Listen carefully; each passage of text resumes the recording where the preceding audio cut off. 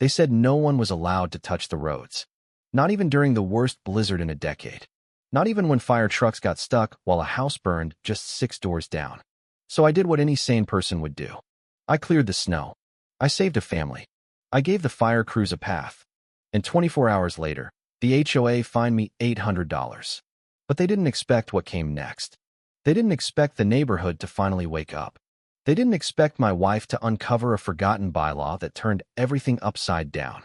And they definitely didn't expect to be voted out in front of the entire community. This isn't just a story about snow or fire or a fine. It's about power, control, and what happens when ordinary people decide they've been pushed 1 inch too far. My name is Jack Thompson. I'm 61, a retired Army logistics officer, and I've lived in Willow Creek Estates with my wife Ellen and our 2 grown daughters for the last 9 years. We chose the place for the quiet streets, the good schools nearby, and the promise of neighborly peace. What nobody warned us about was the Homeowners Association, a 5-member board run by Diane Whitaker, who treated grass height, mailbox colors, and holiday light deadlines like matters of national security. The storm was called historic long before the first flake fell. The forecast had been screaming red alerts for days. Arctic air plunging south, wind chills below zero, snowfall rates over 3 inches an hour. We'd lived through plenty of winters, but this one felt different. By dawn, the world outside had vanished. Fence posts disappeared under drifts. My old Ford sat buried like a forgotten relic. The streets were gone, swallowed by 4 feet of dense, wind-packed snow. And it kept coming, sideways and relentless. Around 9 in the morning, the power flickered. The girls, now in their 20s but home for the holidays, were at the kitchen table playing cards by lantern light. Ellen came downstairs in her thick robe, pressed her face to the frosted window, and whispered, "It's worse than they said." I nodded. She glanced at me. "Think the HOA will call in a contractor?" I gave a dry laugh. "They'll issue citations for breathing too loud first." Diane Whitaker and her board were famous for pettiness. They'd find a neighbor for leaving pumpkins on the porch past November 4th. They'd written up a veteran 2 streets over for flying the American flag on an unapproved pole height. Rules over reason, always. Then, just after noon, the sirens started. Faint at first, carried on the wind. Then closer, louder, until they stalled, trapped somewhere nearby. We froze, cards forgotten, listening to the desperate wail. I shoved the door open. Arctic air hit like a slap. Through the swirling white, I saw flashing red and amber lights strobing weakly around the bend. "Fire trucks," I said, the realization landing hard. 1 engine revved, chains clawing uselessly. Farther down, a thick column of black smoke rose into the blizzard. Ellen gripped my arm. "That's the Ramirez house. Someone's trapped." I didn't debate. I didn't ask permission. Lives were on the line. I sprinted to the garage, punched the code, hauled the door up. Under an old canvas tarp waited my retirement project, a surplus military snowblower I'd rebuilt over 5 winters. Diesel heart, reinforced blade, heated cab. Not pretty, but unstoppable. The engine caught on the second try, coughing blue smoke before settling into a deep roar. I eased the throttle forward. Headlights cut tunnels through the whiteout. The blade bit into the first drift and hurled snow skyward in glittering arcs. Neighbors' windows cracked open. Faces appeared, pale, wide-eyed. Some stepped onto porches in coats, watching in stunned silence. A few waved me on. When I reached the fire crews, a young firefighter banged on my window. "You just bought us the minutes we needed," he shouted over the wind. I nodded, reversed, widened the lane, pushed forward again toward the burning house. Hoses snaked down the path I'd cut. Steam rose in clouds. The smell of smoke cut through the cold. It took nearly an hour, but the flames gave up. The house stood scarred but standing. No one died. A mother and 2 children were carried out alive. By dusk, the snowfall eased. I returned home coated in ice and sweat, boots leaving wet tracks across the kitchen tile. Ellen wrapped me in a hug that smelled of wood smoke and relief. "You probably saved their lives," she whispered. I didn't answer. I'd just done what the moment demanded. But as I thawed by the fireplace that night, a cold knot tightened in my gut. Somewhere in Willow Creek, paperwork was already being prepared. Common sense had never been welcome here. The next morning, at 8:30, the knock came, sharp, official. Through the peephole, I saw a man in an HOA-branded parka, clipboard clutched like a shield. I opened the door. He thrust over a yellow form without ceremony. Violation notice. Section 14.2, subsection B. Unauthorized snow removal on association-maintained infrastructure. Fine, $800. Payable within 10 business days. The words hit like a slap. $800. For clearing a path that saved lives. Ellen appeared behind me. They find you for saving people? The girls looked up from the table, sensing the shift. I folded the paper with deliberate calm. Not yet, I told her when she asked what I planned to do. I knew how people like Diane operated. They fed on outrage. I wasn't handing them that weapon. But as I stared out at the path I'd cut, still visible under fresh drifts, I felt something harden inside. The neighborhood had watched. They'd seen what really mattered when everything else was buried.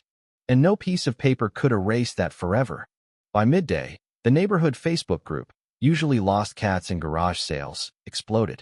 Someone posted a blurry photo of my machine pushing snow, fire truck lights flashing behind. Caption: HOA fines resident $800 for clearing path so fire trucks could reach burning home. Comments poured in. This is insane. He saved the Ramirezes. Diane needs to explain herself. I'm done paying dues to people who value rules over lives. Word spread fast in a place buried under snow with nothing else to do. That afternoon, our neighbor Mike Harlan stopped by, boots dripping. They're calling your actions reckless on the official portal now. Diane posted about liability and approved contractors. I read the statement. Carefully worded, full of fear. She was scared. Mike grinned. Damn right she should be. Folks are talking about a special meeting. Gathering signatures. The fire had cracked open something frozen for years. By Wednesday, a petition had a name, Willow Creek First, people over paperwork. Maria Delgado, a single mom and city planner who actually read the bylaws for fun, knocked early with a folder and coffee. I've got 62 signatures already, she said. We need 30% for an emergency vote. We're close. Ellen poured mugs while Maria spread pages across the island. The header was bold. Demand to dissolve the current board for failure to prioritize resident safety. The girls helped color code the streets. Solid names signed on.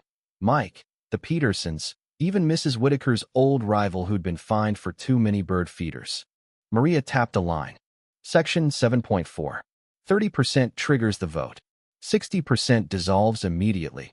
Outside, the lane I'd cut was narrowing under new drifts. Temptation tugged. Go out, clear it wider, remind everyone what Real help looked like. Maria noticed. Don't.